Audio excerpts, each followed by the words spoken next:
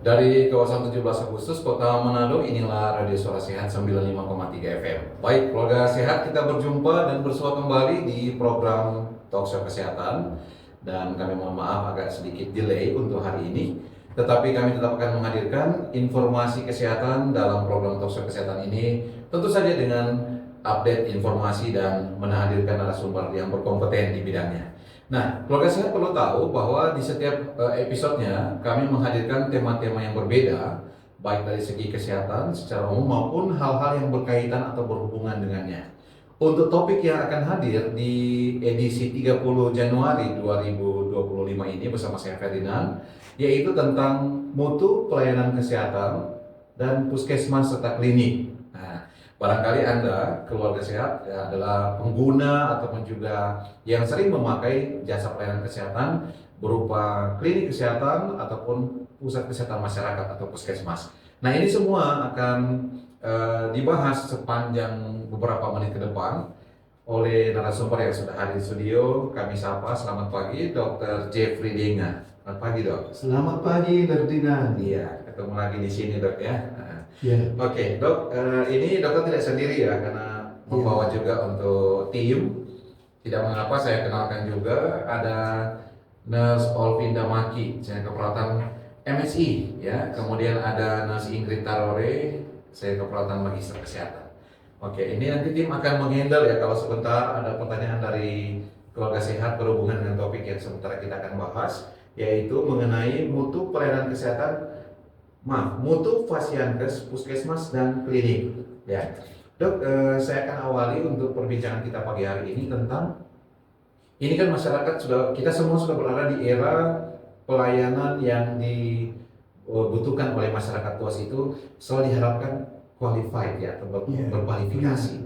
Nah, kalau menurut dokter sendiri sebagai kapasitas kepala seksi pelayanan kesehatan primer dan tradisional bidang Yankes ini melihat mutu pelayanan kesehatan yang secara umum ini seperti apa? jadi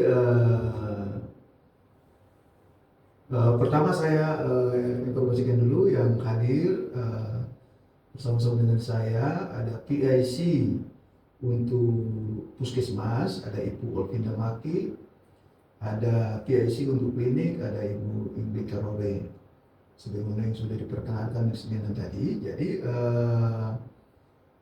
yang namanya Fasiankes itu dia ada rumah sakitnya, ada laboratoriumnya, ada puskesmasnya, ada kliniknya, ada tempat praktek dokter mandiri, dokter dan keluarga, dokter umum maupun dokter gigi, ya. Tapi kebetulan saya ini kepala seksi pelayanan kesehatan primer, jadi yang dibawa saya mengkoordinasi antara lain puskesmas dan klinik. Nah, jadi kebetulan saya akan membawakan ini tentang mutu Fasiankes yang dalam kali ini mutu puskesmas dan klinik. Saya melihat bahwa dalam perkembangan sampai saat ini pemerintah senantiasa peduli terhadap mutu pelayanan kesehatan karena setiap fasilitas pelayanan kesehatan ini harus bermutu, yang diutamakan di sini mutu dan keselamatan pasien, maupun keselamatan orang-orang yang ada dalam Fasiankes itu sendiri. Jadi kalau kita melihat bahwa pemerintah sudah menetapkan peraturan-peraturan yang kalau menyangkut mutu Fasiankes primer ini melalui Permenkes nomor 34 tentang akreditasi puskesmas, klinik, labkes, UTD, TPMD dan TPMDG itu sudah ditetapkan, sudah merupakan regulasi di mana semua fasilitas pelayanan kesehatan primer ini harus bermutu dan mutunya dinilai dengan apa? Dinilainya dengan akreditasi. Demikian dulu, Oke, jadi kalau saya ambil kesimpulan sementara berarti Fasiankes yang dimaksud ini adalah puskesmas dan klinik itu semuanya itu dijamin ya untuk mutu yang diberikan. Ya. Dijamin karena semua pasien ke sini didorong untuk harus terakreditasi. Nah, akreditasi itu merupakan salah satu pengakuan bahwa fasilitas pelayanan kesehatan ini sudah melakukan standar-standar mutu yang ada. Standar, ya. Iya, demikian. Oke, saya barangkali sedikit flashback di pengalaman secara umum ya. Dulu-dulunya kalau orang bilang berobat di puskesmas, jadi maaf ya, ini asumsi secara publik saja, Iya. bukan hasil penelitian memang. Tapi rata-rata orang, oh cuma mau berobat di puskesmas. Jadi Iya. ada semacam asumsi masyarakat bahwa kalau berobat di Fasiankes yang dimaksud di sini adalah puskesmas ataupun dokter praktek itu tidak seperti di rumah sakit, apalagi rumah sakit yang swasta atau mewah begitu ya dok ya. Padahal seperti kata dokter tadi semuanya dijamin mutunya. Mutunya dijamin, walaupun memang tentunya di proses pelayanan kesehatan primer berbeda dengan proses pelayanan yang ada di rumah-rumah sakit, karena masing-masing proses pelayanan ini sudah ada istilahnya kondisinya masing-masing. Sudah ada misalnya kalau misalnya di puskesmas kita ada sekitar 144 diagnosa penyakit yang harus tuntas di puskesmas misalnya. Setelah itu ya urusannya di rumah sakit. Jadi demikian, saudara, kondisinya masing-masing. Oke, jadi Ya. saya juga baru dapat ini ya pencerahan bahwa ternyata ada yang memang distandarisasi boleh selesainya cuma di puskesmas. Iya. Nah, ya barangkali ini juga menjawab beberapa pertanyaan dari keluarga sehat. Biasanya kan masyarakat begini, oh kenapa nggak rujuk? Iya. Padahal itu memang sudah distandarisasi, harusnya bisa selesai di Di puskesmas. puskesmas. Tetapi kalau di Fasiankes primer ini atas penilaian tentunya nakes yang ada, dalam hal ini dokter yang ada, bahwa itu harus dirujuk, maka itu harus dilakukan rujukan. Nah, tidak boleh juga ditahan sedangkan dia sudah harus dirujuk. Iya, demikian. Jadi tetap berimbang ya, kalau Iya. sudah harus rujuk dirujuk. Tapi kalau bisa selesai, masyarakat juga harus menghormati ya Iya, proseduralnya. itu harus menghormati. Baik, ini dok saya juga ingin bertanya tentang ruang lingkup Fasiankes itu sendiri itu seperti apa? Ya, jadi ruang lingkup dari fasilitas pelayanan kesehatan ini, seperti yang saya katakan tadi, itu terdiri dari rumah sakit, laboratorium, kemudian UTD, unit transfusi darah, kemudian puskesmas, klinik, tempat praktek mandiri dokter maupun dokter gigi. Nah, itu termasuk dalam lingkup dari Fasiankes itu sendiri. Ya.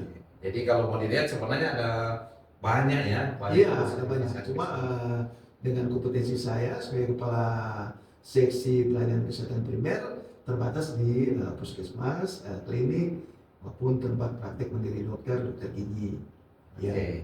Nah dok, ini tadi dokter sudah menyentil bahwa untuk penjaminan mutu itu distandarisasi dengan yang disebutkan akreditasi. Kalau dari regulasi yang ada, akreditasi itu idealnya kapan atau siapa dan bagaimana cara memprosesnya? Iya.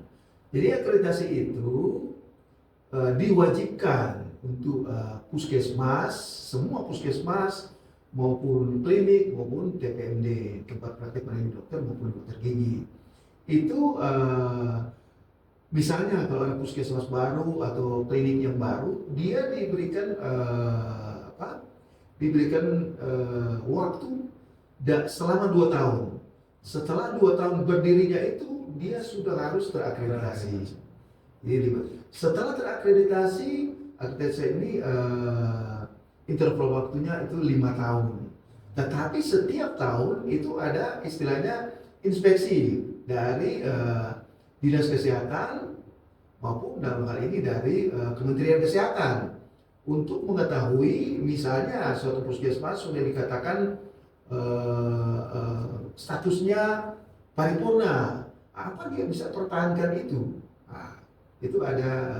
Jadi dipantau terus. Iya, terus dipantau demi mutu pelayanan dan keselamatan pasien dan keluarga yang berobat di situ tentunya.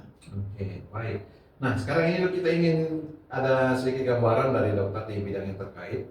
Sudah berapa puskesmas atau klinik yang terakreditasi di Sulawesi Utara khususnya? Iya, jadi puskesmas kita di Sulawesi Utara tadinya ada 199. Kemudian kita ada ketambahan dua puskesmas di Minasa. Nah, itu sudah izin operasional sudah ada, nomor kode registernya sudah ada. Kemudian ada dua lagi yang di Minasa Utara, tapi untuk Minasa Utara ini belum sampai pada terbitnya kode registrasi. Jadi dari 199 ketambahan 2 jadi ada 201 puskesmas untuk saat ini. Dan untuk klinik dia yang terakreditasi itu, karena klinik kan banyak juga klinik-klinik baru. Jadi sudah ada sekitar 140-an lah yang sudah terakreditasi untuk klinik. Nah, karena klinik ini lebih dinamis ya, untuk pertambahannya pertumbuhannya itu lebih dinamis dibanding dengan puskesmas. Karena puskesmas terkait dengan satu kecamatan itu satu puskesmas. Kecuali ada kecamatan tertentu yang agak besar, satu kecamatan itu 2 puskesmas. Ya, tapi klinik kan tidak terbatas. Ya. Oke. Nah, bicara tentang klinik ini memang betul kata dokter ya, ini menjamur di mana-mana ya. Iya, iya. Tapi yang pasti ini klinik yang berhubungan dengan kesehatan ya, bukan Iya. klinik yang berhubungan dengan handphone ya. Ada juga kan dengan handphone ya. Oke. Nah, dok, ini kan masyarakat oke lah, kalau puskesmas itu dari dulu-dulunya ya, masyarakat sudah kenal puskesmas itu milik pemerintah. Belum ada kan puskesmas swasta ya? Iya, belum ada. Kemudian puskesmas itu ada di kecamatan, bahkan juga di desa Iya. atau di kelurahan. Nah, yang jadi pertanyaan, ini banyak masyarakat yang sudah mulai sudah mulai melek teknologi. Iya. Mereka sudah kenal, mulai familiar yang disebut dengan akreditasi. Iya. Kalau boleh di-share di talkshow ini, bagaimana masyarakat bisa menilai puskesmas yang sudah terakreditasi atau belum? Nah, secara istilahnya penilaian secara umum ya. Yang pertama tentunya dia akan membaca ya, harus ditulis ya di puskesmas di itu. klaimnya. Tentunya ini menjadi ya boleh dikatakan semacam iklan lah dari layanan itu, bahwa dia sudah terakreditasi, dan biasanya itu akan ditaruh status akreditasinya status apa ya. Dan tentunya masyarakat bisa melihat dari pelayanannya, cara melayaninya ya. Tentunya secara teknis tentu masyarakat artinya secara awam dia bisa melihat cara pelayanannya. Antara lain ketika dia masuk, bagaimana cara pelayanannya, bagaimana penjelasan tentang alur pelayanannya, bagaimana penjelasan tentang hak pasien dia selama di situ, selama dia berada di layanan kesehatan itu. Antara lain demikian. Jadi ternyata memang harus ada statement juga ya dari institusionalnya, yang mana kami puskesmas terakreditasi. Iya. Atau kliniknya terakreditasi. Iya, dan memang ada tambahan lagi, misalnya ya, setiap layanan kesehatan puskesmas maupun klinik itu ada semacam kotak untuk kalau ada keluhan atau apa, karena ini terkait dengan kepuasan pasien. Terkait dengan kepuasan pasien, kalau dia misalnya ada yang tidak puas, dia merasa puas, dia tulis puas. Kalau dia merasa tidak puas, apa titiknya. Dan kalau juga dia begitu teknis dan dia solusinya begini, misalnya bisa juga dituliskan. Itu menjadi masukan buat puskesmas maupun klinik untuk lebih meningkatkan kualitas layanannya ke depan tentunya. Baik, luar biasa dok. Jadi kita banyak diberikan pencerahan tentang sebenarnya regulasinya seperti apa dan bagaimana standarisasinya. Nah ini dok ya, kalau klinik pasti biasa kan akan serve better lah, maksudnya akan memberikan yang terbaik, namanya klinik ya swasta, supaya datang pengunjung. Tapi soal puskesmas ini ya, anggaplah ini evidence based lah dok. Saya mau jadi suara banyak masyarakat ini.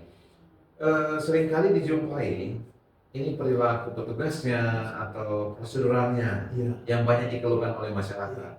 Walaupun sudah ada embel-embel terakreditasi, tapi kadang waktu tunggunya terlalu lama.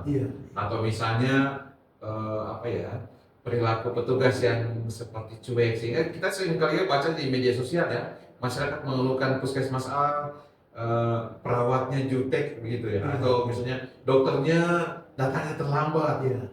Kemudian pelayanan obatnya dan bla bla bla sebagainya. Kalau dokter sebagai yang membidangi ini menyikapinya seperti apa?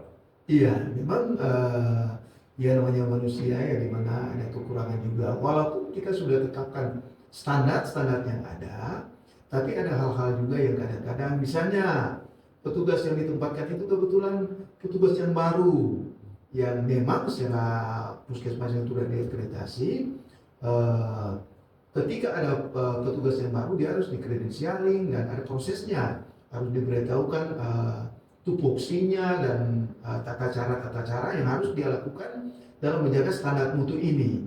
Namun kadang-kadang ada juga faktor-faktor manusia ya di situ, di mana kita secara bijak tidak bisa kita menggeneralisir ya, kita menggeneralisir ini oknum-oknum dan mungkin seperti yang saya katakan tadi, ketika ada begitu pergunakan itu kotak untuk saran itu ya, supaya kadang-kadang juga kan kepala puskesmas mungkin dia ada banyak hal-hal yang lain yang dia harus perhatikan sehingga ada hal yang terlewatkan. Dengan ada masukan itu makanya dia akan fokus di situ dan tentunya akan meningkatkan layanan untuk ke depan. Iya, Ya, oke. ya. Baik, keluarga sehat, Anda sementara mendengarkan program Talkshow Kesehatan di Radio Suara Sehat dan kita tengah membahas mengenai mutu pelayanan Fasiankes dalam hal ini puskesmas dan klinik. Nah, tadi kita sudah banyak diberikan penjelasan oleh narasumber Dr. Jeffrey Dega bahwa sebenarnya semua itu ada pantauannya, semua ada prosedurannya dan semua itu dijaminkan mutunya. Nah, kalau bisa butuh memang itu sifatnya relatif dok ya, Iya. sifatnya subjektif ya kalau menurut saya. Iya. Ada orang bilang oh, ini cukup, ini kurang dan sebagainya. Nah ini masih bicara tentang pengalaman di lapangan dok ini. Maaf ini Iya, iya. jadi speak up ini keluhan Iya. dari banyak orang ini. Nah, itu bagus. Ini berhubungan sekali dengan yang masalah penjaminan atau insuransinya. Iya. Nah, biasanya masyarakat mengeluh kalau datang ke satu Fasiankes, misalnya puskesmas ya, paling sering. Kalau bilang pakai BPJS, itu biasanya petugas ada ini, tapi tidak semua ya, ini oknum, tidak Iya. mengeneralisir. Ada yang bilang, oh BPJS tunggunya tanta atau oh BPJS Iya. kok Kang. Ini gimana ini dok? Saya juga pengguna Iya. BPJS, pengguna puskesmas juga dok. Jadi seringkali agak miris juga mendengar atau Iya. ada testimoni seperti ini dok. Terima kasih. Ini bagus sekali ya, bagus sekali karena begini, Mas Dilan. Barangkali pandangan itu pandangan dulu sebelum BPJS ini berkembang sampai sekarang ini. Ya, karena dulu kan masih ada istilah pasien umum dan pasien askes dulu kan, Iya. dulu BPJS, askes. Ya mungkin ada pengalaman-pengalaman dahulu yang memang demikian ya. Kita tidak bisa pastikan juga ya. Ada pengalaman-pengalaman dahulu yang memang demikian. Tapi dengan BPJS, perkembangan BPJS yang sampai pada saat ini, di mana kan semua pasien sudah pasien BPJS sekarang ini dia, baik dia rumah sakit pun, di rumah sakit yang besar, rumah sakit yang mewah-mewah, semua rata-rata pasiennya sudah pasien BPJS. Jadi untuk kalau ada masyarakat yang mindsetnya masih seperti dulu, orang BPJS, jadi mungkin orang pelayanan tapi Beda. orang ini beda, orang ini nanti dinomor-duakan, nah, itu tidak benar ya. Itu tidak benar karena rata-rata semua pasien orang kaya pun sudah BPJS kan. Malah artis ya. Iya. Ada artis yang baru saja itu viral ya. BPJS, nggak masalah kan. Kalau dia punya hak itu, asal jangan dia pakai yang BPJS yang apa ya, yang apa kartu Indonesia Sehat yang untuk masyarakat miskin, kemudian dia yang mampu dia gunakan itu. Demikian. Iya, oke baik. Seperti saya katakan tadi bahwa misalnya satu Fasiankes dia akreditasikan 5 tahun, tapi tiap tahun dia selalu di audit apakah dia benar-benar melaksanakan proses-proses mutu yang keselamatan pasien yang ada lagi, atau misalnya dia tadinya paripurna itu yang so hebat sekali, itu paling puncak, dan ternyata IDP mutu pelayanan yang ada di lapangan tidak sesuai, itu bisa diaudit lagi. Antara lain kita masukan-masukan ini ya. Dan sekali lagi untuk mengenai obat yang BPJS yang dibeli di luar Fasiankes itu seharusnya tidak bisa begitu, karena harus tuntas. Jadi Fasiankes itu harus menyiapkan obat-obat yang ada, yang diperlukan, yang diresepkan oleh diresepkan oleh dokternya sendiri kan, harusnya ada di situ. Ya demikian Ibu Kos.